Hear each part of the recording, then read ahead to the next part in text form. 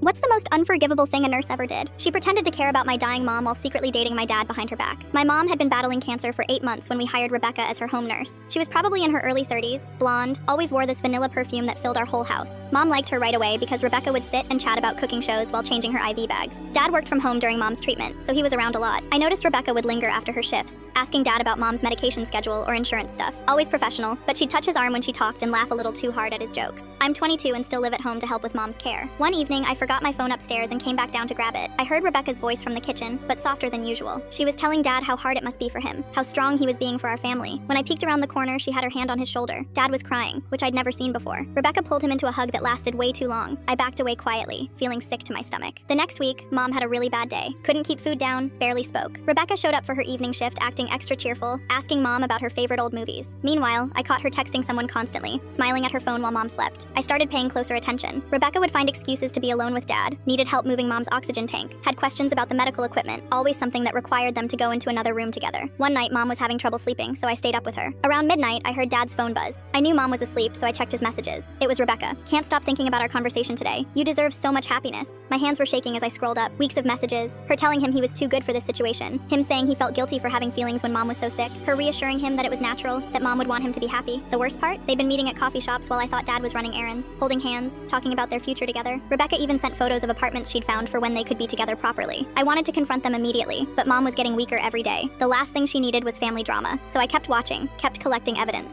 2 weeks later, Mom had to go back to the hospital. She was scared, asking if she was going to die there. Rebecca held her hand and promised everything would be okay, that she'd take such good care of her, all while planning her future with Mom's husband. In the hospital, Rebecca volunteered for extra shifts with Mom. She'd feed her ice chips, adjust her pillows, even helped brush her hair. Mom kept saying how lucky we were to have such a caring nurse, how Rebecca felt like family now. Meanwhile, Rebecca was texting Dad about missing him, counting down the days until they could stop sneaking around. She'd literally be holding Mom's hand while typing messages about their secret relationship. Mom died on a Tuesday morning. Rebecca was there, held Mom's hand as she passed, cried real tears, hugged our whole family. At the funeral, she gave this beautiful speech about Mom's strength and grace, how honored she felt to care for such an amazing woman. 3 weeks after the funeral, Dad told me he'd started seeing someone. Said he knew it seemed fast, but life was short. That Rebecca understood our family's situation better than anyone. I lost it. Told him I knew everything. Showed him the screenshots I'd taken of his messages. Told him how disgusting it was that they'd carried on while Mom was dying. Dad tried explaining that it just happened, that Rebecca helped him through the hardest time of his life. Said Mom would have wanted him to find happiness again. I moved out that same day. Haven't spoken to either of them since. Dad married Rebecca 6 months later. They live in our old house now, sleeping in the bed where Mom spent her final weeks.